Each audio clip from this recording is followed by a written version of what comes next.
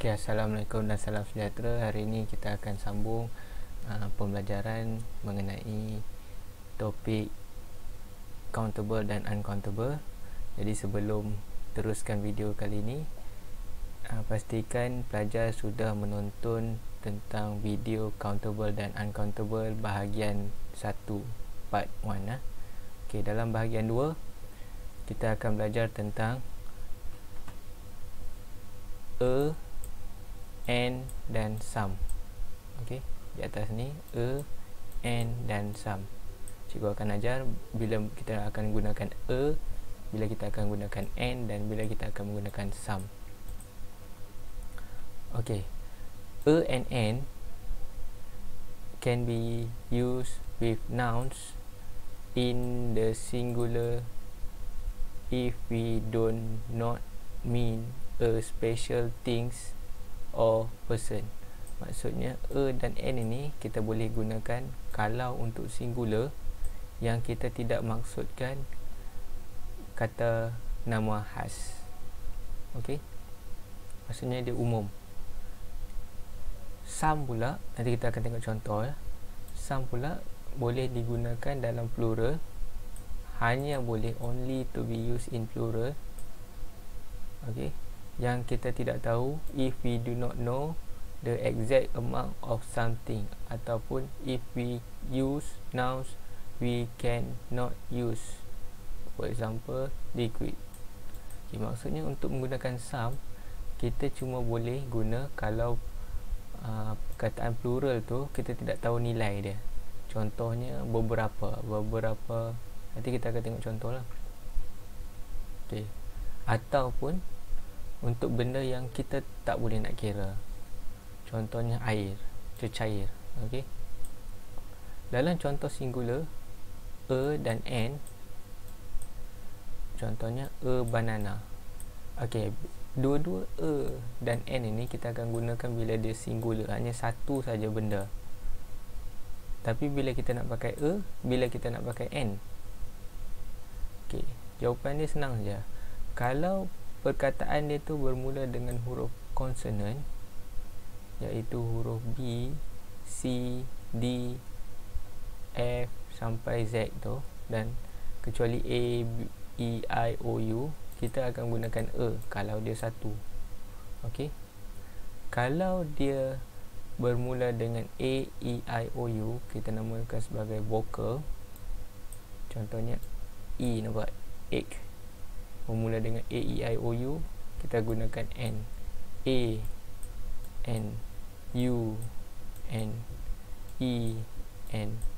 Yang ni pula dia guna mula dengan huruf B, C, M, F. Ini semua Okey, maksudnya a banana ni menunjukkan kepada satu pisang. A car menunjukkan satu kereta. A monkey satu monyet. A football satu bola sepak. An egg sebiji telur. Okey.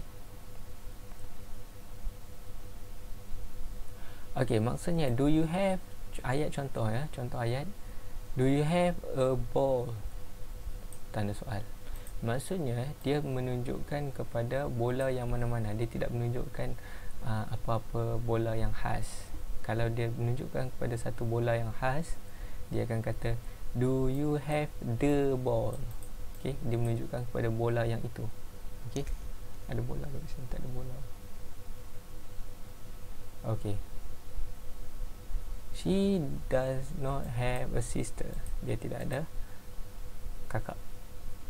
Okey, untuk plural yang kita boleh kira, countable nouns, kita akan gunakan sum.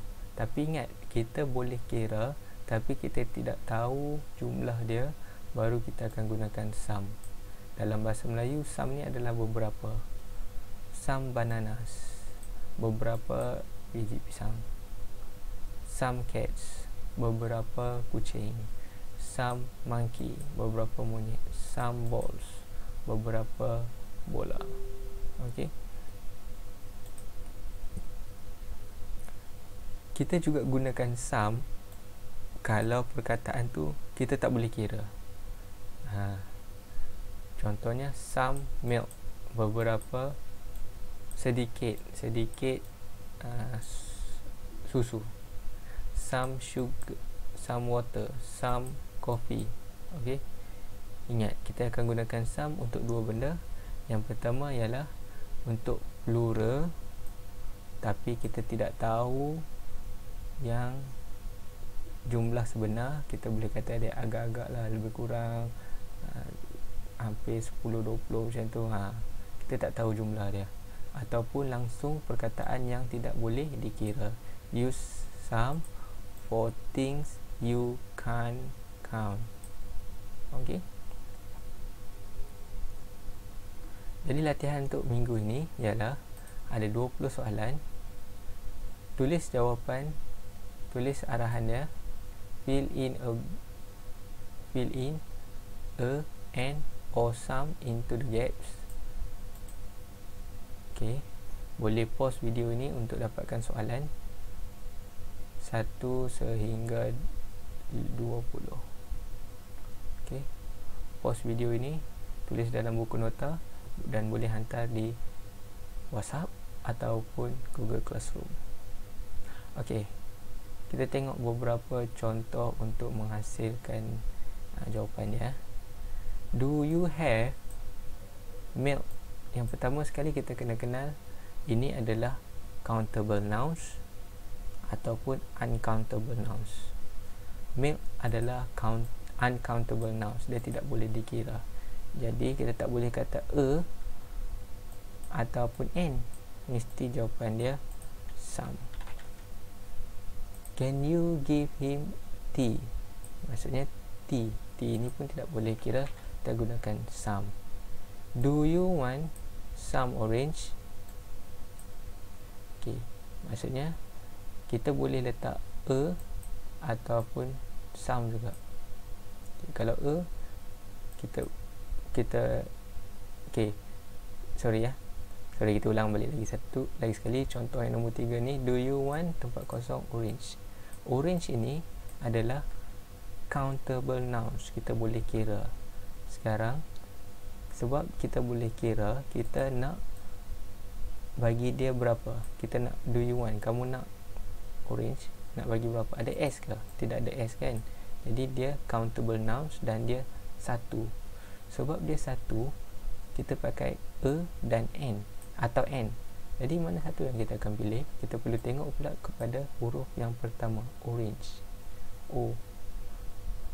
Jadi sebab dia adalah huruf pertama dia adalah vokal A, E, I, O, jadi kita perlu pakai N.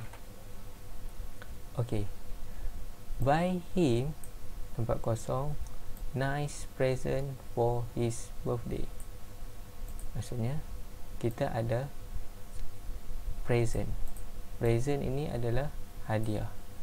Kita kena kenal pasti dulu countable ataupun uncountable. Ini hadiah yang menunjukkan kita boleh kira lah. Dan dia adalah satu ataupun singular ataupun plural.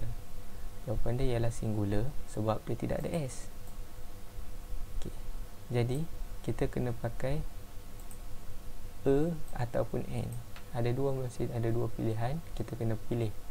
Kalau nak pakai untuk yang consonant, kalau nak pakai N untuk yang vokal. Sekarang kita adalah P. A nice present for his birthday. Okey. Lepas sudah jawab, kita tengok soalan nombor 5 lah, last. Soalan nombor 5. Father gave me tempat kosong money every week. Money ini kita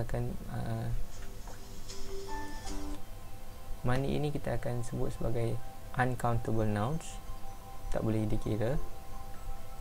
Satu yang boleh dikira adalah mata wang dia. 1 duit, 3 duit, 4 duit, kita tak kira macam tu. Okey, jadi kita akan kata uncountable nouns, mesti jawapan dia ialah some. Selepas sudah siap, hantar di Telegram, hantar di WhatsApp ataupun Google Classroom, salin dengan tulisan yang kemas, hantar pada hari yang sama kerja ini diberikan untuk mendapatkan markah wow point yang maksimum. Okay, kita tengok contoh. Check.